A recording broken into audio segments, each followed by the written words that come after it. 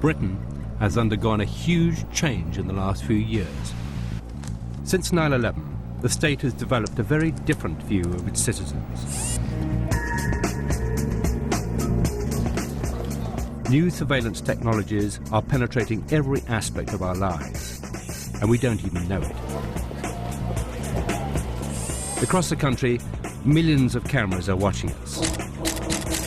The police will soon be able to record every journey we make. Your vehicle has insurance. Is that right? Yes, yes. And soon the state will want all our fingerprints and iris scans. Please look into the mirror. The Information Commissioner recently released a report on the surveillance society of today, but there is much more to come in the future. Basically, it's a first and only microchip to implant in humans. Just like my barcode. Exactly. The government says we need all this new technology to fight 21st century crime and terrorism. But far from making life safer, it could actually help those we fear most. Here's a new passport. That's the actual chip that will have your data stored on it. Yeah. Full name, date of birth, yes, nationality, and so on. I've written some software that will actually try and read it. It's unbelievable.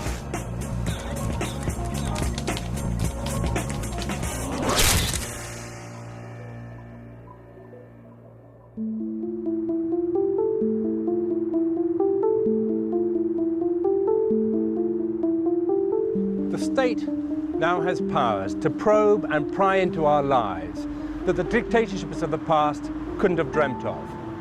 A profound change is taking place, and we should all be worried that we are sleepwalking into a society where 24-hour surveillance of everyone is the norm. I recently accepted an offer to engage in an email correspondence about surveillance and civil liberties with Tony Blair, which was published in the Observer newspaper. The Prime Minister dismissed concerns about civil liberties, arguing the increased dangers posed by crime and terrorism justified the government's approach. He wrote, "We are trying to fight 21st century crime by 19th century means. It hasn't worked. It won't work. The terrorism is different. The street crime is different." In this program, I want to find out more about the actual technology of surveillance. What is already in use, how it is being used, and what is planned for the future. And most importantly, what the consequences are for us, the citizens of this democracy. And this is where it starts. This is one of 4 million CCTV cameras in Britain. That's more than anywhere else in Europe. In the last 15 years, Britain has become the CCTV capital of the world. There's no doubt that cameras can deal with some crime effectively. For instance, they've significantly reduced crime in car parks, which is one of the reasons the current government spent £170 million on CCTV when it came to power. Today, they are everywhere. On the street, in shops, in restaurants and bars, even on buses and taxis. And the footage is normally held for 30 days. I just did a little experiment. I walked from this concourse down through the station, down to the gents' loo, and counted 31 cameras. Professor Clive Norris estimates that people in London are filmed an average of 300 times a day. What we've moved away from is this idea, in a sense, that you should only target those that you have reasonable suspicion of, and we've moved to a point where we're saying everybody is suspicious and we have a right to target everybody. It's a fundamental change in our society when everyone becomes a suspect, doesn't it? I think this is the major drift in the last 15 years. When we talk about the move to the risk society, what it actually means is we are all a risk, therefore we must all be monitored. Not just monitored, but judged. London Underground has recently been testing out some remarkable new software created by a British company called Ipsotech, which will analyze CCTV footage. Using a pre-programmed profile, the software will decide if what the camera is seeing is normal or abnormal. The makers claim it will identify potential criminals by their behavior. For example, if someone is standing near a cash machine but not using it, the software will alert the CCTV operator. Perhaps it's time for us to start practicing our normal behaviour.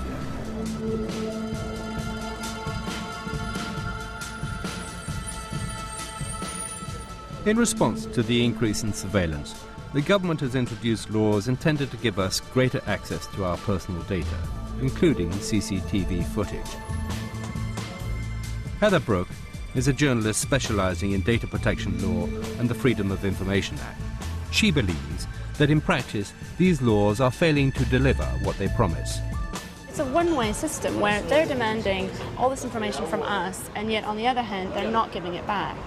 But what would, I mean, you know, I would say this to people, and I've often written this sort of thing, and people tend to say, but what can I do? This is the way life is, this is the way technology is, and there's nothing I can do, I can't protest. What can they do? I guess the simplest thing they could do is use their right to ask for the footage. Yeah.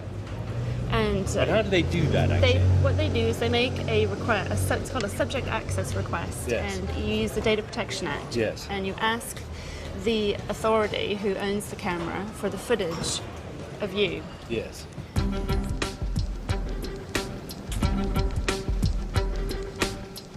We decided to put these Freedom of Information laws to the test.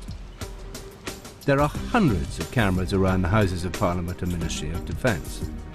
Well, it's one of the most important and sensitive areas in Britain, so the high security is to be expected. Was it actually for? This is Channel 4. Channel 4, was Yeah. it a documentary or? Yes, Okay, yeah. That's all I wanted to know, thank you. All right, thank you. Then I stood outside a bank for a few minutes being watched. I can understand the reasons for them needing security as well. Just around the corner is a football association. Even they have cameras that film anyone who passes. It's difficult to imagine why they feel they need cameras anywhere but on the pitch. And what's happening to all this material? How long is it stored? How can it be used? Heather prepared letters filed under the Data Protection Act, requesting access to some of the footage. I'll soon find out whether the promise of the Data Protection Act is fulfilled in practice or not.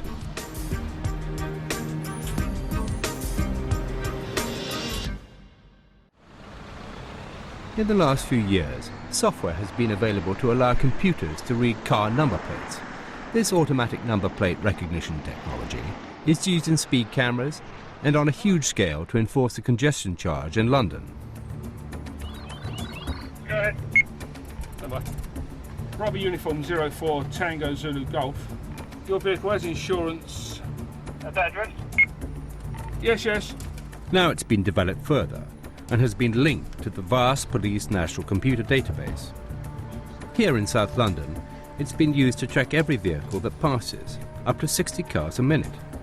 The number plates are instantaneously checked against the national computer for theft, insurance irregularities, unpaid fines, or suspected criminal activity. Patrols a few hundred metres away are waiting to pick up the suspects. 23 police forces across England and Wales are now using this technology in high crime areas. What's a big impact for you? In that time, essentially for us, it's about denying criminals the use of the roads and increasing road safety. And so the kind of vehicles that we capture will be involved in crime, general crime. So we have caught people who are wanted for murder, people who are involved in serious crime, people who have got weapons and firearms within their vehicle. But the police have far greater plans for this technology. One of the troubling things about this new surveillance society of ours is something known as function creep. A piece of technology is brought in for one reason, but then used for far more. London's congestion charge system has 700 cameras, which use number plate recognition. It is designed to charge people who drive into the centre of town during peak times. But, in an example of function creep, the police want to link these existing cameras with the police national computer. And it isn't just London. A reported 3,000 cameras are currently being installed in a nationwide rollout of number plate recognition systems. And they won't just be monitoring criminals. The system will log the time, date and location of every car which passes its cameras. a national computer centre will scan up to 35 million number plates every day and keep the information for 2 years. And the police want to extend that to 5. One of the really astonishing things is that despite the serious implications for privacy and individual liberty, these measures were never debated in Parliament.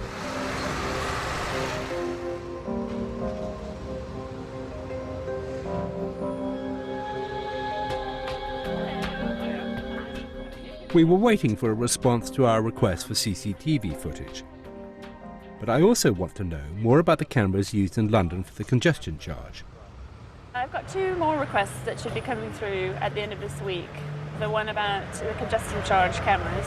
I'm very interested in that. Yeah, These are the cameras which, when the congestion charge is not in operation, they're still filming and collecting your number plate. Why are they doing that? I have no idea. I've asked them for the hours of operation, and then I've asked if these are operating out of the congestion charge time period. Why? What's the policy on why they're running? And what's done with that data as well? Yeah. What's the purpose of collecting that data? So we're checked on the roads and watched on the streets. What about the tube? Transport for London has been very active in promoting Oyster cards. And why not? They're convenient, easy to use, and if you have one, you get a 50% discount. Or is it the case that you get penalised if you don't have one? You may not know this, but having an Oyster card gives London Transport a complete record of every single journey you make.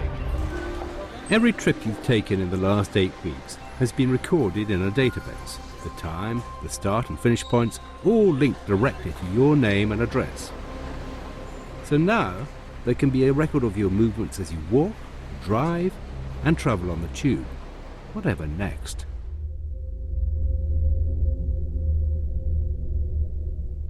Please look into the mirror. Please move back a little. From 2009, we will need to have our biometric data recorded if we want one of the Prime Minister's ID cards. He says they will be key in fighting everything from terrorism to illegal immigration. Please look into the mirror. Please look into the mirror. The government is planning to spend at least £5.4 billion on the most comprehensive database of personal information ever created by a government, the National Identity Register. To get a card, you will need to submit 49 pieces of personal information, including biometric data like fingerprints, 3D facial recognition, and even iris scans. The cards are voluntary at the moment, but eventually you're going to need a new passport, and that's when the system becomes coercive. To get one, you will have to provide the same 49 pieces of personal data for the National Register, or you're going nowhere. I think it won't be long before shops, bars and offices think they're the best way to establish proof of identity.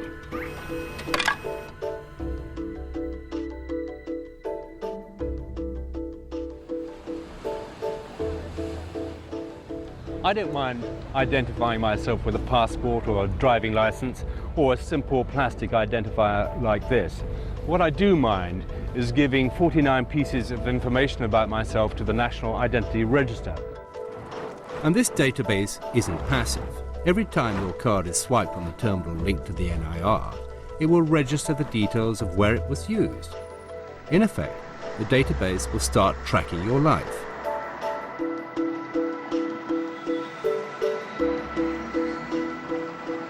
And might a future government, under pressure to do something about terrorism, crime or antisocial behaviour, start marking the cards of people they suspect, a kind of electronic black mark?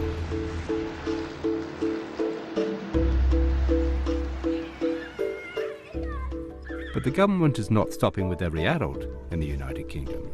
At a cost of over £200 million, it intends to create a database containing the personal details of Britain's 11 million children. Up to 400,000 public sector workers will be able to access personal information about your child. The government claims it will keep our children safe and secure. How is it then that top politicians and celebrities will be allowed to keep their children's names off the database? for security reasons.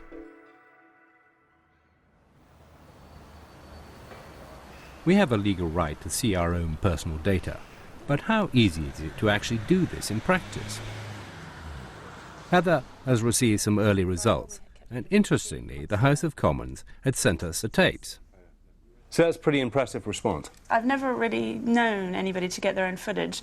Now, maybe that's because there's going to be a camera crew setting up and they can see that, but nevertheless, yeah, they did deliver the goods on that one. Yes. But we also tried the Ministry of Defence and the Football Association. Both of these did not provide us with any footage.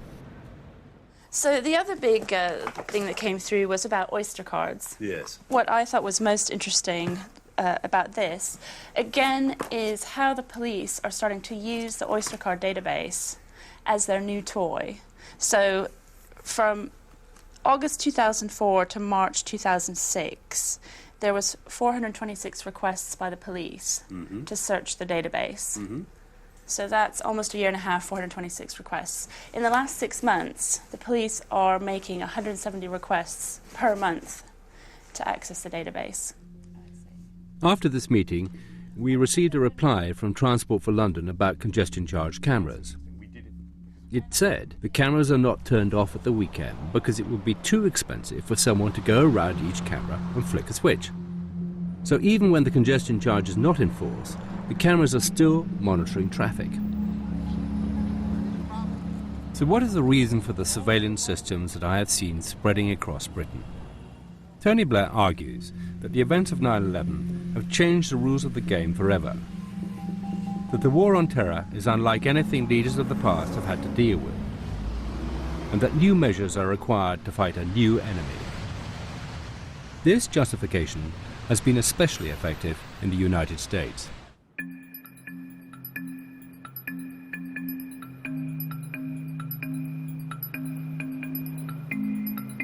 Five years on from 9/11, I decided to return to America to look at what surveillance technologies are being used there, and which ones are coming to the UK.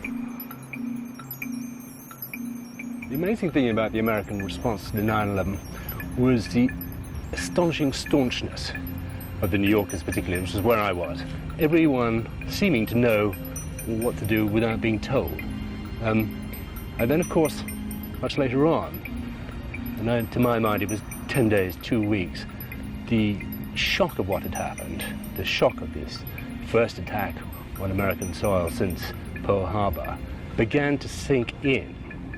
And I think from that moment on, you see the America that we see today. It was decided then to assert American authority, to make sure that the 21st century was going to belong to America. In the months after 9/11, when the world was still in shock, significant pieces of anti-terror legislation were passed quickly. They included the Patriot Act, which has dramatically increased the state's powers of mass surveillance. And as President Bush's admission of a controversial phone tapping program showed, his administration has been making legally questionable use of these new powers. I authorized the National Security Agency to intercept the international communications of people with known links to al-Qaeda and related terrorist organizations.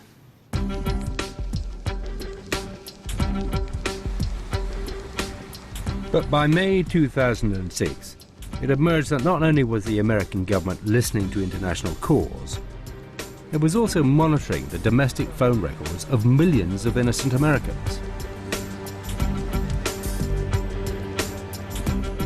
One of the astonishing parts of this case is the sheer numbers involved. Since 9/11, the National Security Agency has been analysing without consent the telephone calls of nearly 300 million Americans. That's estimated to be 1.9 trillion calls.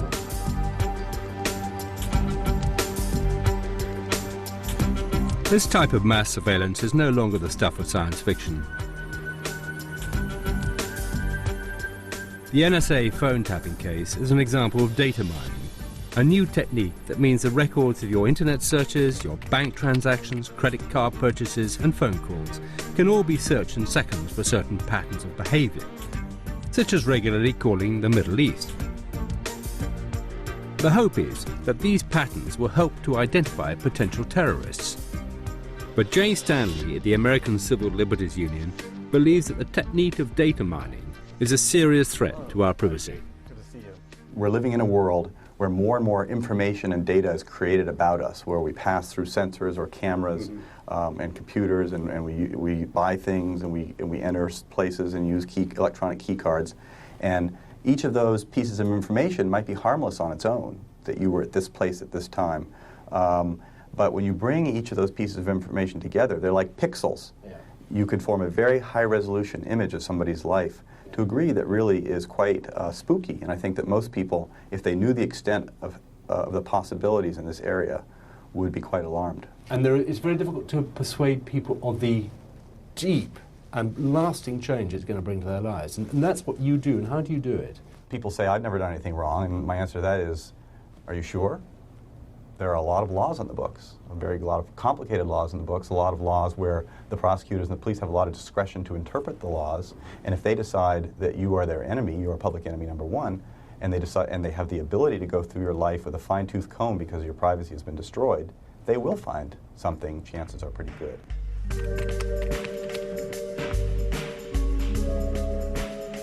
This is the reality of living in the digital age. Almost everything we do leaves an electronic trail. But just in case you think this cannot happen in the United Kingdom, think again. It's recently been revealed the CIA has accessed European bank accounts.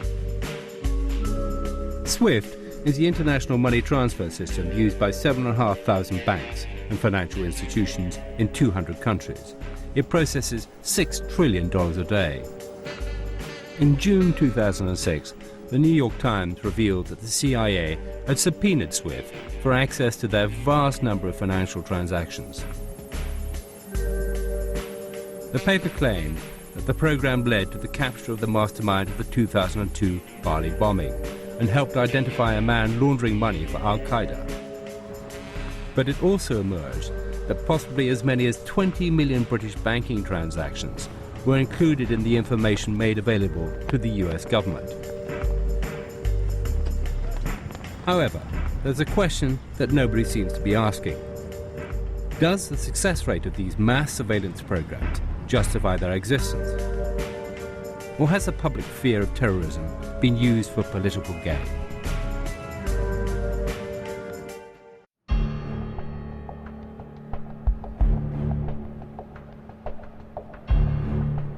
Since 9/11, the Bush administration has brought in blanket surveillance programs. But is this really the best way to deal with the modern threat of terrorism? Al Gore, once vice president and recently recast as the conscience of liberal America, is now warning of the dangers of this new obsession with surveillance. The Bush-Cheney administration chose to use the war against terror as a basis for both political argument in a partisan context and for an assault on the individual rights, including the right to privacy, including the right to be free of government eavesdropping. These rights have been weakened now. The use of fear to acquire power has a rather old provenance. Yes. Politicians from time immemorial have used that tactic. It's always been effective. I wonder if you think this blanket surveillance is a good way of tracking. No, it's not. It's not effective in its own terms. I talked to an FBI expert who put it this way. He said, "We're looking for needles in haystacks." Yes. And the Bush-Cheney administration keeps piling more hay on top of the stacks. And the routine mass collection of all of these conversations and communications is not only an invasion of privacy, it's also completely impractical as a way of finding threats to security that are legitimate. They had the names of the hijackers on 9/11. They had their telephone numbers. They were listed in the book under their own names. Two of them were, and yet they had so much hay to sort through. Yes. They ignored those pointed facts and said, "Oh, we need to collect more mass data." It's not the right way to do it. If I just can ask then, if you feel that in today's climate and with these great terrorist threats, we should change our views of civil liberties. Well, I don't think so. To use that hypothetical as an excuse for the routine destruction of civil liberties, I think is a serious abuse of democratic traditions. In Britain, we have now got the legislation to build an ID card. Do you feel that Americans would accept this, what is a very big step for a population to accept? In the U.S. context, yes, a national ID card has always been resisted precisely because it has been seen as a very powerful tool which, in the hands of the wrong kind of government, could be a means for abusing all privacy. Social control, really. Yes, that's right. And as we enter an age where total surveillance is now a technical possibility, I think we need to ask if governments should be given these powers. Many of these programs are secret, so it's hard to challenge them. I believe it leaves them open to abuse.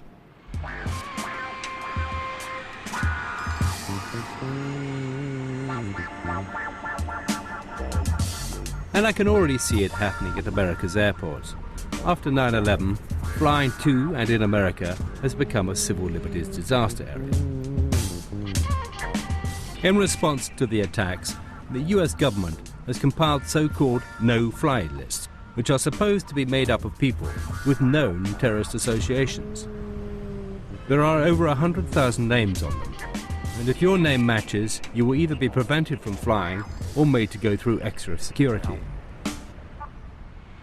The US government claims to be using these powers to make it hard for terrorists to operate, but there's growing evidence that it's also making it hard for anyone who dares to question its policies.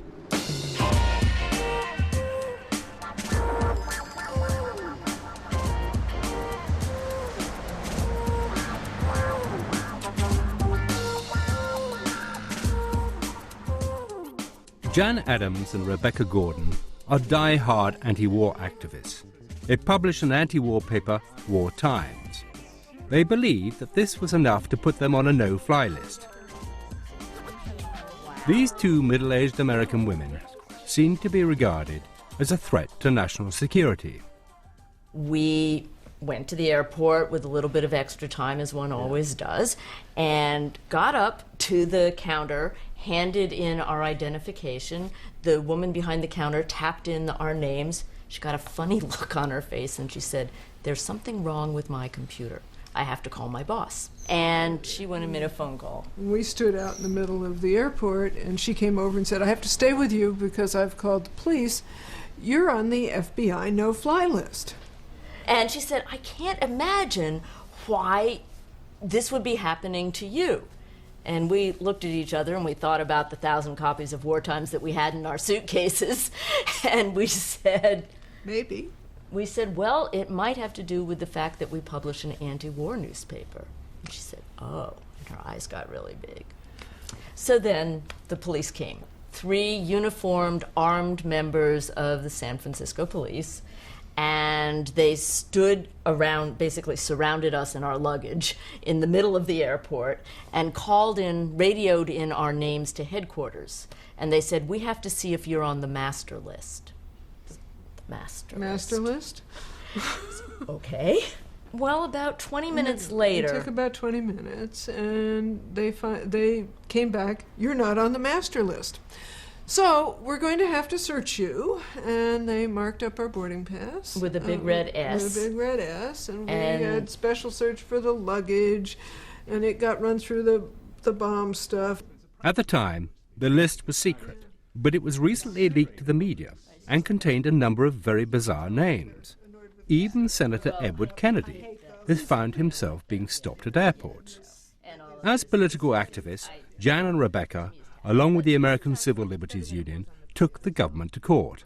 You know, in the end, what happened was the judge did award court costs to the American Civil Liberties Union. And So you had a victory of sorts. We had a victory. We had a victory of some nature. Yeah, Yes. I mean, they didn't make the ACLU bear the cost of the case. Was there any apology made to you? Oh, no. No, I don't think that this administration is They don't sorry. apologize. They don't apologize for anything. They're certainly not going to apologize to us.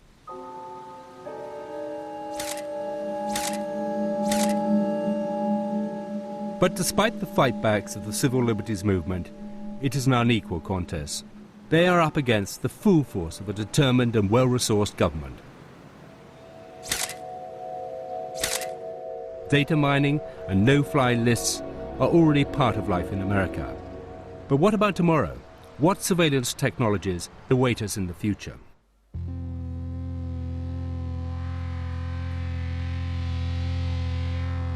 Supermarkets like this one in San Francisco are home to a new breed of 21st century tracking device.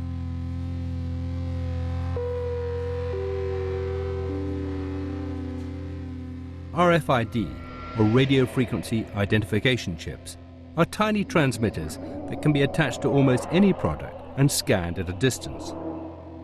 Essentially, they're 21st century barcodes.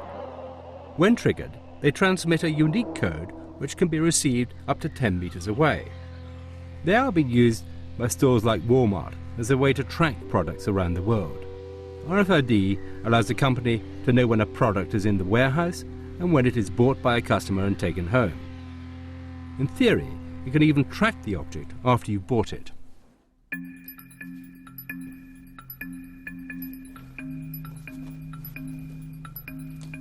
But yet again, I can see these seemingly harmless technologies that are supposed to make life more efficient becoming subject to the laws of function creep. An American company called Verichip has taken this same RFID technology and is implanting the chip in humans. Technology that was brought in to track your Gillette razor can now be used to track and identify humans, and that's about to include me. So just tell me about this microchip you're going to inject into my arm. Yes, it's a first and only FDA-approved microchip to implant in humans. Yes. It uses RFID, radio frequency identification technology. Yeah. But the real purpose of this is it's a link to your personal and medical information on a secure website.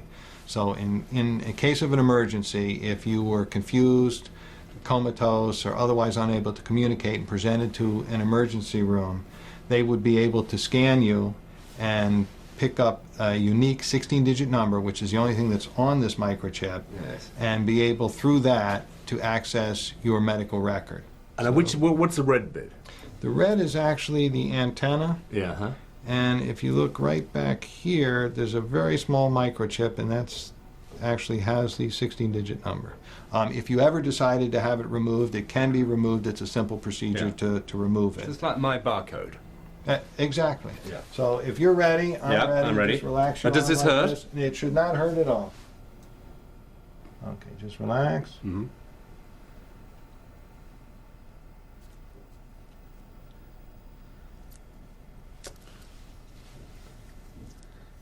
We are all done. I'm just going to now just double check and make sure it's working before I let you out of here. And you heard the beep. Yes, And I recognise the last that's few the same digits. number. Yes, well, I don't recognise the whole number, but the last 4 digits are right, yes. Right, and that's the same number that we have on here, which is the same number Yes. that we put in. So that's me. That's you now. Here actually corresponds to this number. Right. This number I'm going to put Verichip has huge ambitions for their product, which was originally designed to tag pets. The CEO of Verichip recently promoted the idea that all migrant workers be chipped, and it has also been suggested that the entire US military receive implants. Verichips have already been implanted in several patients with degenerative brain conditions such as Alzheimer's, so they can be identified in a medical emergency. But the Verichip is old technology, the new generation of RFID chips will do much more than just transmit a code. Many states in America are considering putting them in driving licenses. They will be able to transmit all your personal details when they come within range of an RFID reader. The scheme is aimed at making the license harder to forge and more convenient for the police. Li Tian works for the Electronic Frontier Foundation, an organization promoting personal privacy in the digital age. These IDs are not just trackable in the sense that they have a unique ID number. They will broadcast your name, your date of birth, your country of nationality, et cetera, et cetera. And if you're a parent and you have children who are about to carry a driver's license, what do you want strangers to be able to know? I've got a daughter, she's 15. In a year, she's going to have a driver's license. Do I want her to be carrying a driver's license to broadcast her name, her dress, height, weight, eye color to anyone who's got a compatible reader? I don't think so. So one of the major issues that we've got is trying to keep personal information off of RFID cards and making sure that people really do understand that there's a significant risk associated with that.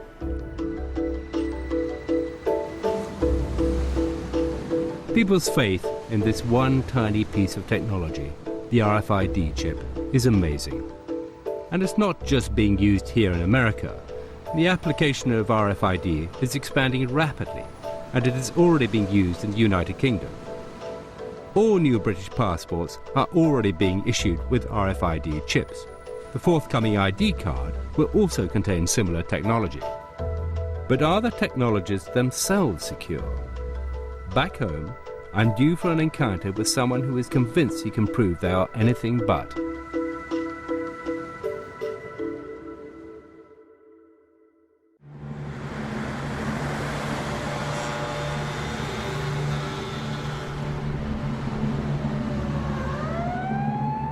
We are constantly told that modern surveillance technologies are for our own safety, that CCTV protects us from crime, and that the new RFID passports will help fight terrorism. Many of you may still think they're a good thing, but have politicians overestimated the security of the technologies themselves? It's something we were about to put to the test. While I have been filming this program, I know I have been watched.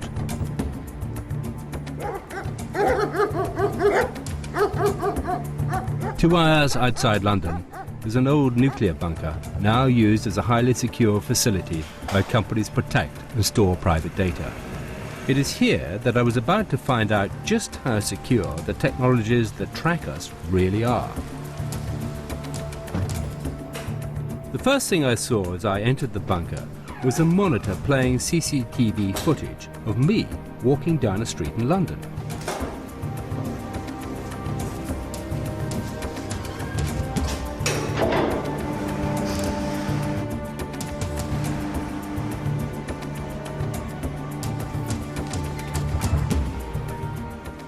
And deeper inside the complex, loudspeakers started playing a recording of my voice.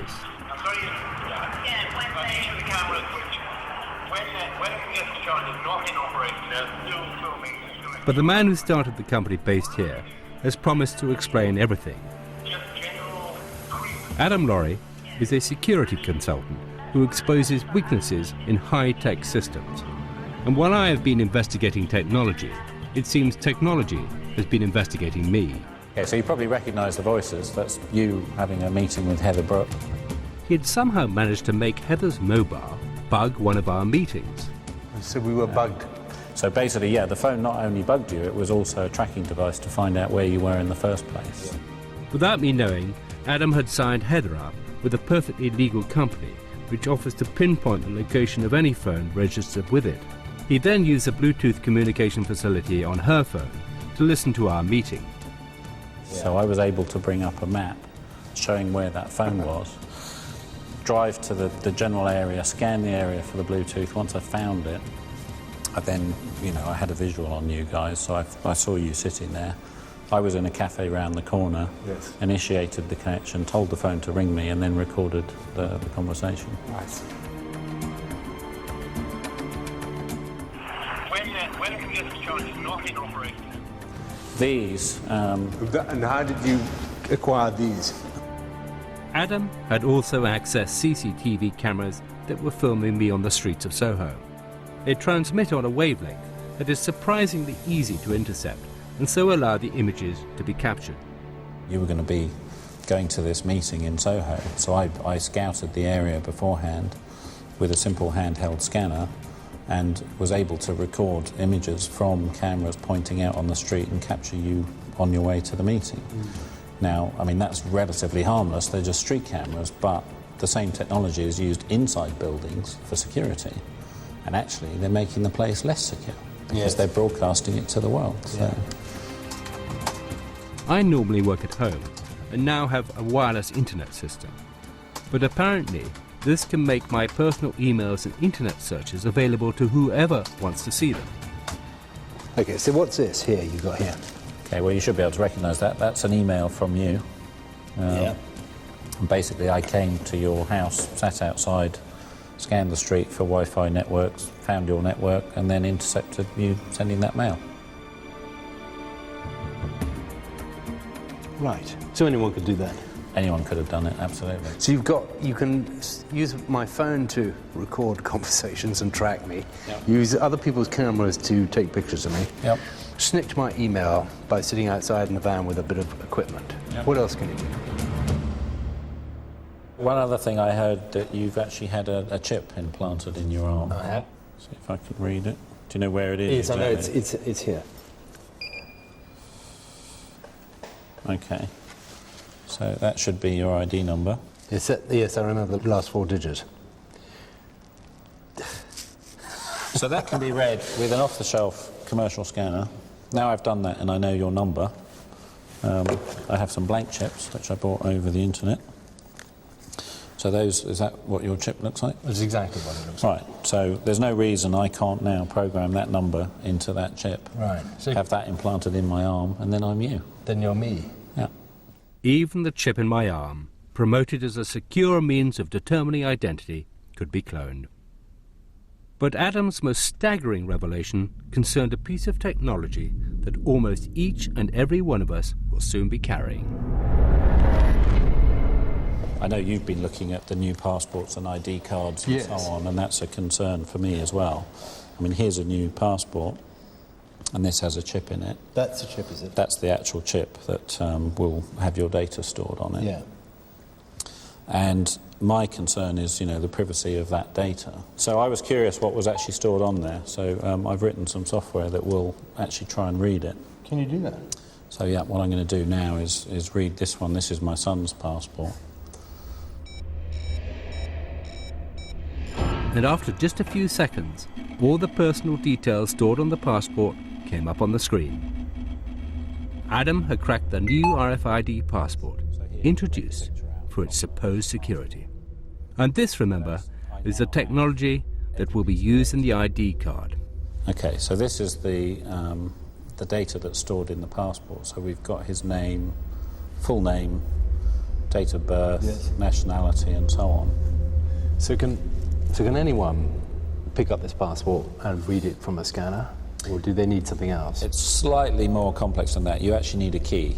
You need a cryptographic key to be able to read it, but the key is derived from information that's fairly easy to get hold of. So it's basically passport number, date of birth, and expiry date of the passport. And they're all jumbled up together, are they? They're jumbled up in a particular way, which is a published algorithm. So, I downloaded from the internet exactly how I jumble them up. Once you have that information, you can log into the passport and you can read it. It's unbelievable. We asked the Home Office to respond to our findings. They said, the chip is one part of the security features used in the e-passport, but being able to copy this does not mean that the passport can be forged or imitated for illegal or unauthorized use. But the fact that we have been able to read secure data from the passport without opening it is still of enormous concern. These passports have only been out a few months, and my fear is that one day someone will be able to clone them. As it is, I don't feel they are keeping my personal information safe. And it's not just passports that have RFID. The new ID cards being introduced in 2009 will also have a similar chip.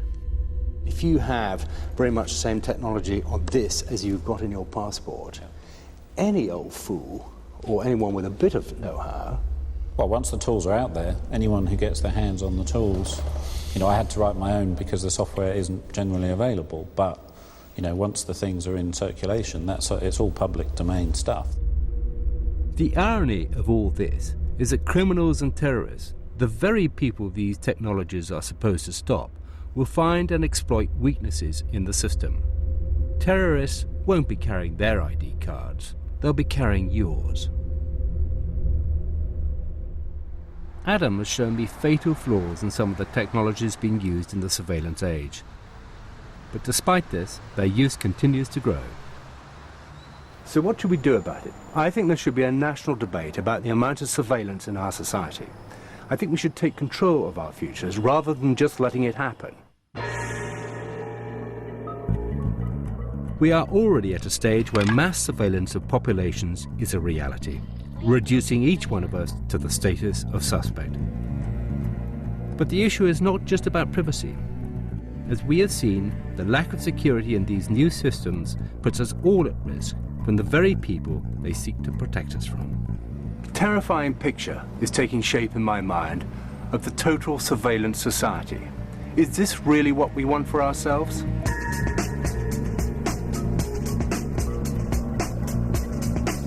Henry Porter's back talking more about civil liberties as one of the guests on The Last Word, which for this week is hosted by Clive Anderson from 11:05. But next, Rory Bremner delivers a sobering satirical view of what happened post-invasion and what didn't, beneath Iraq and a hard place.